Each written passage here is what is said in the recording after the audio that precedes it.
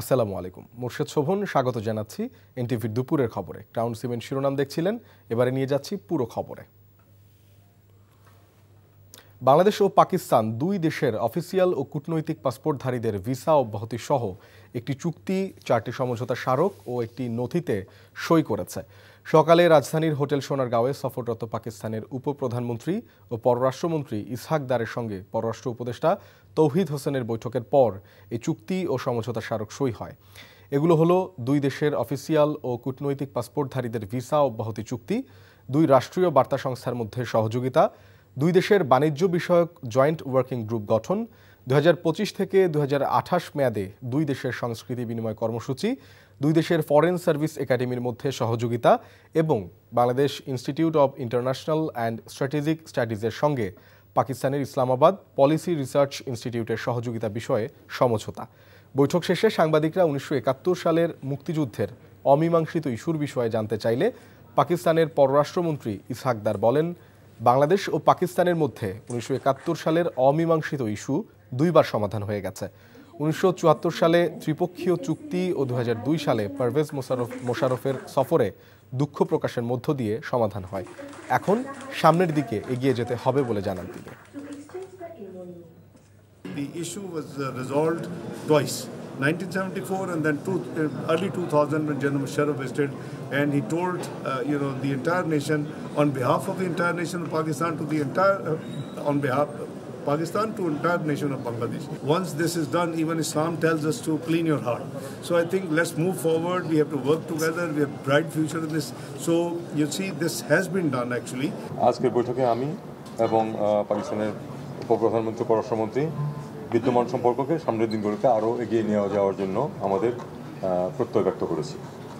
আমরা এই সম্পর্ক সর্বদা পারস্পরিক সম্মান, সমঝোতা এবং সহযোগিতার ভিত্তিতে দৃঢ়তর করতে আমরা আমাদের প্রত্যয় পুনর্ব্যক্ত করেছি। নির্বাচন কমিশন ভবনে সংসদীয় আসনগুলোর সীমানা পুনর্নির্ধারণের শুনানি শুরু হয়েছে। তবে শুনানির শুরুতেই কিছুটা হট্টগোলে জড়িয়ে পড়ে প্রতিপক্ষ গ্রুপগুলো। উত্তেজনার এক পর্যায়ে তাদেরকে হাতাহাতি করতেও দেখা যায়।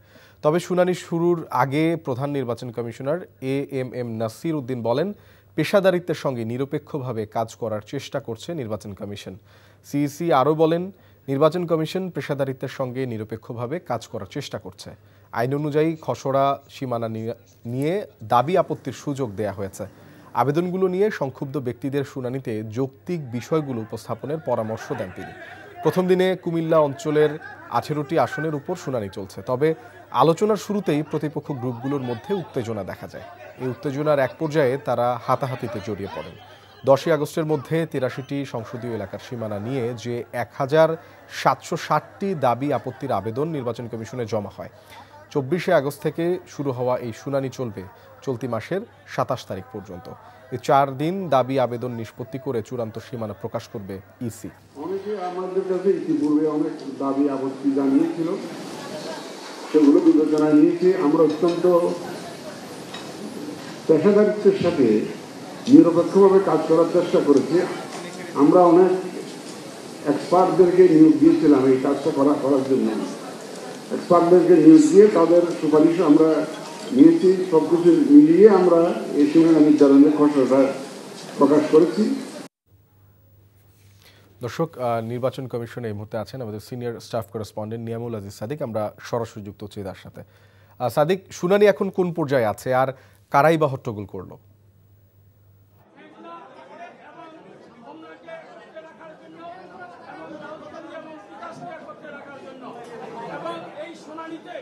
আমাদের বিপক্ষ যেই আইনজীবী ছিলেন তিনি কোনো যুক্তি দেখাতে পারেনি। তিনি বলেছেন 2014-2018 নির্বাচন হয়েছে আওয়ামী লীগের সময়, সেই নির্বাচন নাকি সুষ্ঠু হয়েছে। কতক্ষণ আছে?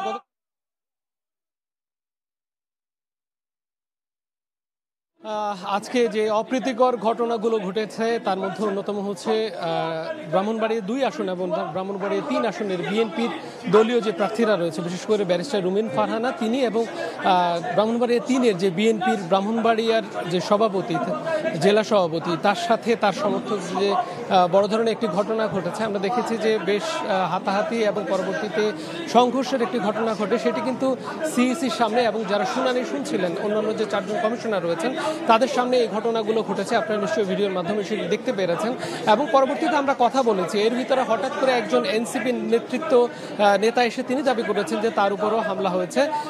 অপরদিকে আমরা কথা বলেছি রুবিন ফারহানের সাথে, তিনি বলেছেন যে যাদেরকে নিয়ে আসা হয়েছে আসলে তারা নানাভাবে বিভিন্ন ধরনের অপরাধের সাথে জড়িত, তাদেরকে এখানে মূলত নিয়ে আসা হয়েছে। এই কারণে তারা যখন আক্রান্ত হয়েছেন পরবর্তীতে তারা প্রত্যাঘাত এবং সেটার জবাব দিয়েছেন। আর আপনাকে জানিয়ে রাখি যে আজকে লক্ষ্মীপুর, নোয়াখালী, চাঁদপুর, বিশেষ করে কুমিল্লা বৃহত্তর যে অঞ্চলগুলো রয়েছে সেই অঞ্চলগুলোতে আজকের এই শুনানি শুরু হচ্ছে এবং এই শুনানি শুরু হয়েছে 12টায়। প্রধান নির্বাচন কমিশনার তিনি বলেছেন যে এই যে শুনানি করা হবে সেটি পুরোপুরি নিরপেক্ষভাবে তারা পালন করার চেষ্টা করবেন। আগামী 27 তারিখ পর্যন্ত এই শুনানি চলবে। 670টি মোট আবেদন পড়েছে, ব্যক্তি পর্যায়ে আবেদন। এবার যেটি হয়েছে যে কোনো দল কিন্তু সেই আবেদনটি করতে পারেনি। ব্যক্তি পর্যায়ে যে আবেদনটি, সেই আবেদনটির শুনানির পরে কিন্তু গেজেট প্রকাশ হবে, সীমানা পুনর্নির্ধারণ করা হবে। তবে ব্রাহ্মণবাড়িয়া থেকে শুরু করে অন্যান্য যে আসনগুলো রয়েছে সেই আসনগুলোতে যে বিভাজনটা হয়েছে, বিভিন্ন জেলার যে উপজেলাগুলো বিভিন্ন জায়গাগুলো পড়েছে কিংবা যে ইউনিয়নগুলো অন্য জায়গাগুলোতে পড়েছে, এমন যুক্তিগুলো তুলে ধরতে কিন্তু আজকে যে উকিলরা রয়েছেন, আইনজীবীরা রয়েছেন, তারা এখানে এসেছেন এবং এসে তারা তাদের বক্তব্যগুলো শুনাতে শুরু করেছেন। এবং শুরু করার পরে আমরা সেটা দেখেছি যে এখন কি মুলতবি আছে, মুলতবির 1 ঘন্টা পরে কিন্তু আবার দ্বিতীয় পর্যায়ের শুনানি শুরু হবে। 27 তারিখ পর্যন্ত মোট এই শুনানিটা চলবে। এই শুনানির পরবর্তীতে যে সিদ্ধান্তগুলো নেওয়া হয় সেই সিদ্ধান্তগুলো আকারে গেজেট প্রকাশ করা হবে বলে আমরা জানতে পেরেছি। তো এই ছিল সর্বশেষ অবস্থা। শুভ দর্শক, আমরা জানছিলাম নির্বাচন কমিশনের খবর। রাষ্ট্র ও জনগণের স্বার্থে জুলাই সনদ, আইন কিংবা সংবিধান সংশোধন করতে হলে তা নির্বাচিত সরকার ক্ষমতায় এসে করবে বলে মন্তব্য করেছেন বিএনপির সিনিয়র যুগ্ম মহাসচিব রুহুল কবির রিজভী। সকালে রাজধানীর নয়াপল্টনে দলের কেন্দ্রীয় কার্যালয়ের সামনে খালেদা জিয়ার জন্মদিন উপলক্ষে জিয়া পরিষদের উদ্যোগে রিকশা ও ভ্যান চালকদের মাঝে রেইনকোট বিতরণ অনুষ্ঠানে একথা বলেন তিনি। রিজভী বলেন, দেশের বিভিন্ন স্থানে থাকা অবৈধ অস্ত্র উদ্ধার করতে না পারলে নির্বাচন ঝুঁকিপূর্ণ হবে। এসব অস্ত্র উদ্ধারে সরকারকে পদক্ষেপ নেওয়ার আহ্বান জানান তিনি। দেশের অর্থনৈতিক অবস্থার কথা উল্লেখ করে তিনি গার্মেন্টস ও কলকারখানা চালু রাখার বিষয়ে প্রয়োজনীয় ব্যবস্থা নিতে সরকারের প্রতি আহ্বান জানান।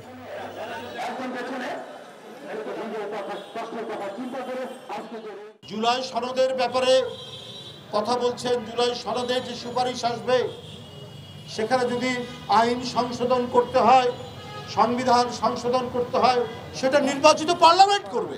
সামনে নির্বাচন, এই অবৈধ অস্ত্র যদি উদ্ধার করতে না পারে অন্তর্বর্তীকালীন সরকার, এই নির্বাচন একটি বিপজ্জনক নির্বাচন হবে।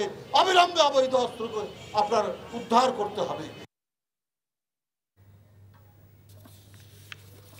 চট্টগ্রামে প্রতিদিনই শনাক্ত হচ্ছে ডেঙ্গু আক্রান্ত রোগী। এর পাশাপাশি দেখা দিচ্ছে চিকুনগুনিয়ার প্রকোপ।